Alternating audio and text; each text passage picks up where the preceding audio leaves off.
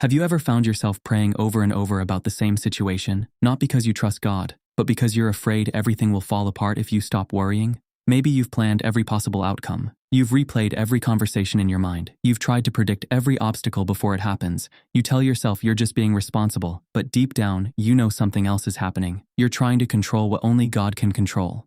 Here's the surprising truth. One of the greatest enemies of faith isn't unbelief. It's the desire to stay in control. Many sincere Christians don't walk away from God. Instead, they slowly replace dependence on Him with dependence on themselves. They still pray. They still read the Bible. They still attend church. But when it comes to the biggest decisions in life, they're carrying burdens that God never asked them to carry.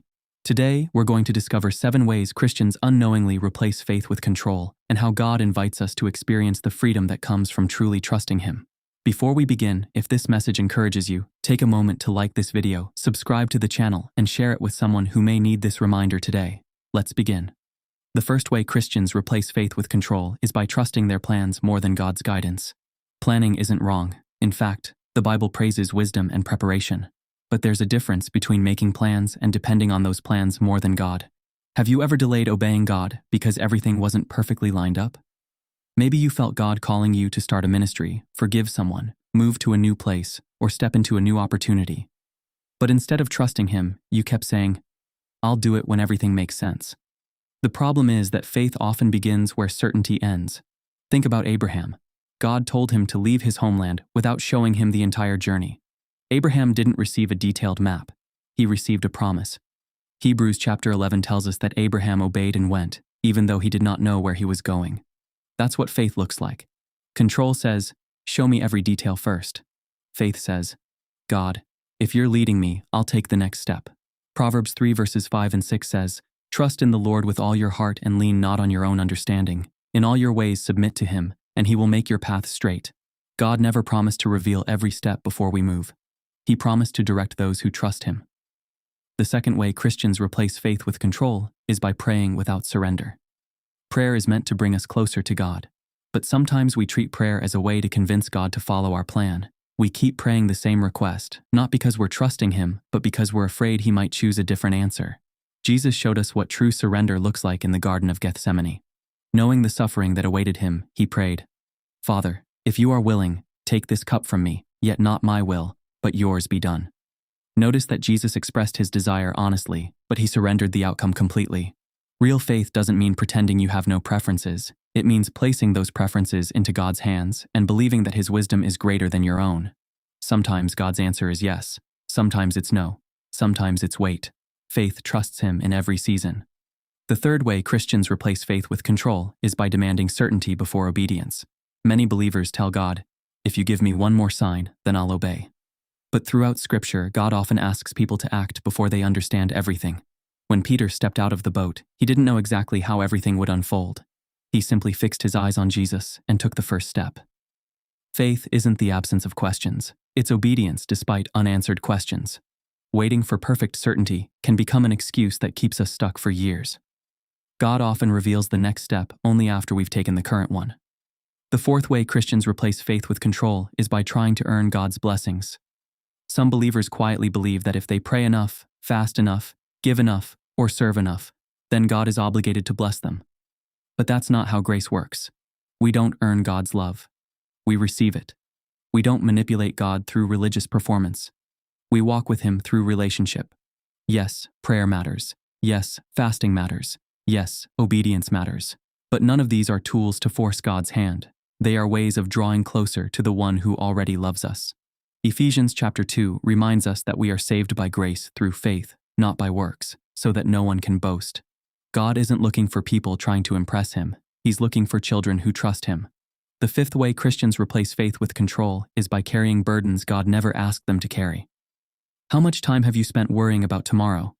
How many sleepless nights have you had trying to solve problems that haven't even happened yet? Worry often disguises itself as responsibility. But Jesus made an important distinction. In Matthew chapter 6, He told His followers not to worry about tomorrow because each day has enough trouble of its own. That doesn't mean we ignore responsibilities. It means we stop pretending that worrying gives us control. Worry cannot add a single hour to your life. It cannot change the future. It only steals your peace in the present. Philippians chapter 4 tells us not to be anxious about anything, but in everything, through prayer and thanksgiving, to present our requests to God. Then the peace of God, which surpasses all understanding, will guard our hearts and minds in Christ Jesus. Notice that God's promise isn't always immediate solutions. Sometimes His first gift is peace while you're waiting. The sixth way Christians replace faith with control is by resisting God's timing. Waiting is one of the hardest parts of the Christian life. We live in a world that celebrates instant results, but God's kingdom often works differently. Joseph spent years as a slave and prisoner before becoming a ruler in Egypt. David was anointed king long before he actually wore the crown. Even Jesus waited until the appointed time to begin his public ministry. Delays are not always denials. Sometimes God is preparing your character before He releases your calling. Sometimes He's protecting you from opportunities you're not ready to handle. Sometimes He's working behind the scenes in ways you'll never fully understand. Faith believes that God's timing is never late. It's always perfect. The seventh and final way Christians replace faith with control is by forgetting who God really is. At the root of control is often fear. Fear whispers, what if God doesn't come through? What if everything falls apart? What if I lose what matters most? But Scripture repeatedly reminds us of God's character. He is faithful. He is wise. He is loving. He is sovereign. Nothing surprises Him. Nothing catches Him off guard. Nothing is too difficult for Him. When we truly remember who God is, trusting Him becomes easier. That doesn't mean life becomes easy. It means we stop believing that everything depends on us. Imagine carrying a heavy backpack every single day. Eventually, your shoulders become exhausted. Now imagine someone stronger than you offering to carry it. Wouldn't it make sense to let them? Jesus gives us that invitation in Matthew chapter 11. Come to me, all you who are weary and burdened, and I will give you rest. That's not just an invitation for unbelievers. It's also an invitation for Christians who have been trying to carry the weight of the world on their own shoulders. Maybe today you've realized you've been trying to control your future, your finances, your family, your career, or even your relationship with God. The good news is that you don't have to keep living that way. You can choose faith. You can choose surrender. You can choose to trust the God who has never failed His people. Remember this simple truth. Control says, everything depends on me. Faith says, I'll obey God, and I'll trust Him with what I cannot control. Today, release the burdens you've been carrying.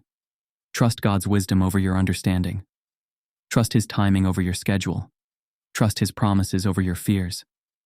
Because the God who holds the universe together is more than able to hold your life together as well. If this message spoke to your heart, leave a comment below with the words, I choose faith over control. We'd love to pray for you. Don't forget to like this video, subscribe for more faith-building content, and share it with someone who needs this encouragement today. Until next time, may God strengthen your faith, calm your fears, and remind you every day that He is always in control.